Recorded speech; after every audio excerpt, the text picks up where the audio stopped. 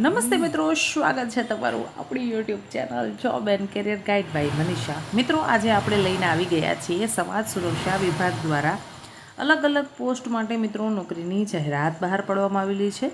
તો ચાલો મેળવી લઈએ તેના વિશે વિગતવાર માહિતી. પોસ્ટ છે મિત્રો office incharge, superintendent, case worker, store keeper cum હિસાબનીશ. મહિને મિત્રો તમે 13,000 રૂપિયાથી લઈ અને 25,000 રૂપિયા સુધી પગાર મેળવી શકો છો. તો ચાલો મેળવી લઈએ મિત્રો આ ભરતી વિશે વિગતવાર માહિતી. તે પહેલાં હું આપને વિનંતી કરીશ કે વિડીયો વચ્ચેથી સ્કીપ ના કરતા, કેમ કે પછી તમને માહિતી છે એ અધૂરી રહેશે અને સમજાશે નહીં. જાજો સમય ન બગડતા વાત કરીશું આપણે આ ભરતી પ્રક્રિયા વિશે. 11 માસના કરાર આધારિત મિત્રો આ છે એ જગ્યા બહાર પડાયેલી છે, જેમાં નિયામક સમાજ સુરક્ષા ખાતું ગુજરાત રાજ્ય ગાંધીનગરની મંજૂરી હેઠળ લોકસેવા સાર્વજનિક ટ્રસ્ટ સંચાલિત ભિક્ષુક ગૃહ જે દેવભૂમિ દ્વારકા મુકામે આવેલ છે, તેમાં 11 માસના કરાર આધારિત મિત્રો અરજીઓ મંગાવવામાં આવેલી છે, જેમાં ઓફિસ ઇન્ચાર્જ સુપરિન્ટેન્ડન્ટની એક જગ્યા ખાલી છે. શૈક્ષણિક લાયકાતની વાત કરવામાં આવે તો તમે મિત્રો MSW કરેલા છો અથવા તો MA સમાજશાસ્ત્ર એટલે કે તમે માસ્ટર ભણેલા છો. MSW master of social work કર્યું છે અથવા તો સમાજશાસ્ત્ર વિષય સાથે તમે MA ભણેલા છો તો તમે અરજી કરી શકશો. તમારા પાસે 3 વર્ષનો સામાજિક કલ્યાણની પ્રવૃત્તિ સાથે સરકારી અથવા તો બિન સરકારી સંસ્થાના સુપરિન્ટેન્ડન્ટ કક્ષાની કામગીરીનો અનુભવ હોવો જોઈએ. એટલે કે ભાઈ તમારા પાસે 3 વર્ષનો સામાજિક કાર્યકર એટલે કે સોશિયલ વર્કની સમાજ કલ્યાણ વિભાગની કોઈ યોજના છે અથવા તો કોઈ NGOના અંદર 3 વર્ષની સુપરિન્ટેન્ડન્ટની જે પોસ્ટ આવે છે એના પર તમારા પાસે અનુભવ હોવા જોઈએ, અથવા તો એને સમકક્ષ કોઈ પણ જે છે પોસ્ટ તેને લગત તમારા પાસે અનુભવ હોવો જોઈએ. તો તમે આના માટે લાયક ગણાશો, અરજી કરી શકશો. મહિને તમને 25,000 રૂપિયા પગાર ચૂકવવામાં આવશે. વયમર્યાદાની વાત કરવામાં આવે તો તમારા ઉંમર છે એ 35 વર્ષથી વધારે હોવી જોઈએ નહીં. ત્યારબાદ બીજી પોસ્ટ છે મિત્રો કેસ વર્કર. કેસ વર્કરની એક જગ્યા ખાલી છે, તેના માટે શૈક્ષણિક લાયકાત માંગેલી છે સમાજશાસ્ત્ર. એટલે કે મિત્રો તમે સમાજશાસ્ત્ર વિષય સાથે કોલેજ કરેલા છો તો તમે અરજી કરી શકશો.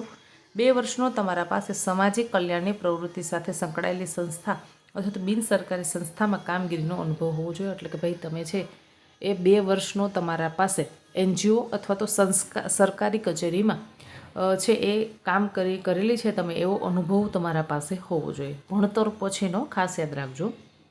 ત્યારબાદ છે મિત્રો તમારી ઉંમર છે એ અરજી કરો છો ત્યારે 35 વર્ષથી વધારે હોવી જોઈએ નહીં. મહિને તમને 13,000 રૂપિયા પગાર ચૂકવવામાં આવશે. ત્યારબાદ વાત કરીશું સ્ટોર કીપર સહ હિસાબની એક જગ્યા ખાલી છે મિત્રો, તેમાં તમે BCom સાથે કોલેજ કરેલા હોવા જોઈએ. તમારા પાસે હિસાબી કામગીરીનો 2 વર્ષનો અનુભવ હોવો જોઈએ. એટલે ભાઈ એકાઉન્ટન્ટની તમને કામગીરી કરતાં ફાવતી હોવી જોઈએ. 2 વર્ષ સુધી તમે તેમાં કામ કરેલું હોવું જોઈએ. આમાં આપણને કોઈ એવું કીધું નથી કે સરકારી કે પ્રાઇવેટ કે NGO. તમારી પાસે ગમે તે જગ્યાનો કામગીરીને લગતો એક્સપિરિયન્સ હશે તો તમે એપ્લાય કરી શકો છો. મહિને 14,000 રૂપિયા તમને પગાર ચૂકવવામાં આવશે. 35 વર્ષથી વધારે ઉંમર ન હોવી જોઈએ. મિત્રો એક વસ્તુ ખાસ યાદ રાખી લેજો, જીવનમાં સમય ખૂબ મહત્ત્વનો છે. સમય સાથે લીધેલા નિર્ણયો આપણને સફળતા અપાવી શકે છે. સમય જતો રહે તે પછી લીધેલા નિર્ણય હંમેશા આપણને પછતાવો અથવા તો અફસોસ અપાવતા હોય છે. જો આમાં પણ જ્યારે આપણે ભરતીના ફોર્મ ભરતા હોઈએ છીએ ને એમાં પણ આપણા પાસે અમુક ઉંમર કીધેલી હોય છે કે ભાઈ આટલી ઉંમર સુધી જ તમે અરજી કરી શકશો, આનાથી વધારે ઉંમરવાળા ઉમેદવાર અરજી નહીં કરી શકશે. અત્યારે યુવાધન છે સોશિયલ મીડિયાની પાછળ ગાંડું થઈ ગયું છે, એને ખબર નથી કે ભવિષ્યની અંદર આ બધી બાબતો એને કેટલીક તકલીફ આવી શકે છે. હું આપણને ખાસ અંગત સલાહ આપીશ કે સોશિયલ મીડિયાને છોડો. એમાં તમારો કેટલો બધો સમય જતો રહે છે જેની આપણને કાંઈ જ ખબર નથી રહેતી. એટલે છે એ એવી કોઈ સ્કિલ બિલ્ડઅપ કરો, એવું કોઈ કાર્ય કરો કે જેના અંદર ભવિષ્યના અંદર તમે તમારી રોજગારી મેળવી શકો, તમે તમારા પગભર છે એ આત્મનિર્ભર જીવન જીવી શકો. હવે મિત્રો કઈ રીતે તમારે અરજી કરવાની છે તેની વાત કરીએ તો કે ભાઈ નિયત લાયકાત ધરાવતા ઉમેદવારોએ જાહેરાત પ્રસિદ્ધ થયાના 10 દિવસના અંદર પોતાની લેખિત અરજી, જરૂરી શૈક્ષણિક લાયકાત, ઉંમરના આધારો, પ્રમાણિત નકલો સાથે સંસ્થાના સરનામે રજિસ્ટર ID, સ્પીડ પોસ્ટ અથવા તો કુરિયર કરી અને તમારે મોકલી દેવાની રહેશે. હવે મિત્રો વાત કરીએ કે ભાઈ તમારે છે એ આના માટે 10 દિવસનો આપણા પાસે સમય છે. 10 દિવસમાં તમારે અરજી મોકલી દેવાની છે. હવે મિત્રો જ્યારે તમે અરજી મોકલો છો તો તમારે પહેલાં સૌપ્રથમ તો કઈ પોસ્ટ માટે અરજી કરો છો એ સરસ મજાની એક અરજી લખવાની છે. માનો કે તમે સુપરિન્ટેન્ડન્ટની પોસ્ટ પર અરજી કરો છો તો તમારું છે એ પહેલાં તો જમણી સાઈડ આખું નામ, સરનામું, એડ્રેસ, મોબાઈલ નંબર એ બધું આવશે. અથવા તો તમારી પાસે રિઝ્યુમ હોય તો વેલ એન્ડ ગુડ છે. હવે તમે છે એ કયા જગ્યા પર અરજી કરો છો તો તે જગ્યાનું નામ લખવાનું છે કે ભાઈ હું સુપ્રિન્ટેન્ડન્ટની પોસ્ટ પર, તો વિષય કરીને લખવાનું છે કે સુપ્રિન્ટેન્ડન્ટની પોસ્ટ પર અરજી કરવા બાબત. પછી આખી અરજી લખવાની છે, નીચે સિગ્નેચર કરી દેવાની છે. હવે તમારે તમારા બધા જ ડોક્યુમેન્ટ છે એનો આખો સેટ તૈયાર કરવાનો છે.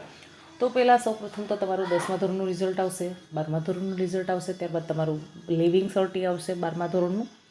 પછી તમારા કોલેજના છેલ્લા સેમેસ્ટરની રિઝલ્ટ, તમારું ડિગ્રી સર્ટિફિકેટ, પછી તમે માસ્ટર કરેલું છે તો માસ્ટરના MSWના છેલ્લા સેમેસ્ટરનું રિઝલ્ટ, તમારું ડિગ્રી સર્ટિફિકેટ, પછી તમે જે કોમ્પ્યુટરનો કોર્સ કરેલો છે એ કોમ્પ્યુટરના કોર્સનું સર્ટિફિકેટ, એનું રિઝલ્ટ, પછી તમારા શૈક્ષણિક લાયકાત MSW પછીનો જે એક્સપિરિયન્સ છે એનું એક્સપિરિયન્સનું સર્ટિફિકેટ લઈ અનુભવનું પ્રમાણપત્ર. આવી રીતે સરસ મજાનો તમારે સેટ તૈયાર કરવાનો છે. અને આ સેટના અંદર અરજી લખો છો તો અરજી પહેલાં આવશે, પછી તમારું રિઝ્યુમ આવશે ને પછી આ બધા ડોક્યુમેન્ટ આવશે. આધાર પુરાવા તરીકે તમે કંઈ પણ આ છે, તમારું આધાર કાર્ડ છે, પાન કાર્ડ છે, ચૂંટણી કાર્ડ છે, કંઈ પણ તમે આઈડી પ્રૂફ તરીકે રાખી શકો છો. એક પાસપોર્ટ સાઇઝનો ફોટો રાખી દેવાનો છે. આટલા ડોક્યુમેન્ટનો સરસ મજાનો સેટ બનાવી અને તમારે છે અરજી કરવાની છે. તમે રજિસ્ટર રેડી, સ્પીડ પોસ્ટ અથવા તો કુરિયર કંઈ પણ કરી શકો છો. 10 દિવસનો આપણા પાસે સમય છે.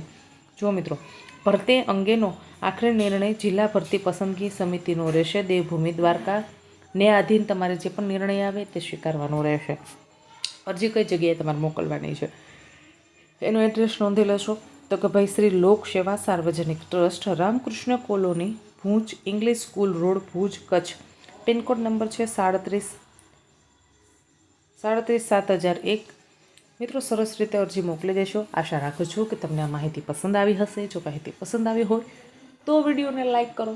હજી સુધી આપણી job and career guide by Manisha YouTube ચેનલને સબસ્ક્રાઈબ નથી કરી તો ભાઈ રાહ શેને જોવો છો, ફટાફટથી ચેનલને કરી દેશો સબસ્ક્રાઈબ. નીચે કમેન્ટ બોક્સમાં કમેન્ટ કરીને મને જણાવજો કે ભાઈ તમને આપણા વિડીયો કેવી લાગી રહ્યા છે. અને નીચે હાઇપનો ઓપ્શન આવશે તે હાઇપ પર ક્લિક કરવાનું ભૂલતા નહીં. ધન્યવાદ મિત્રો.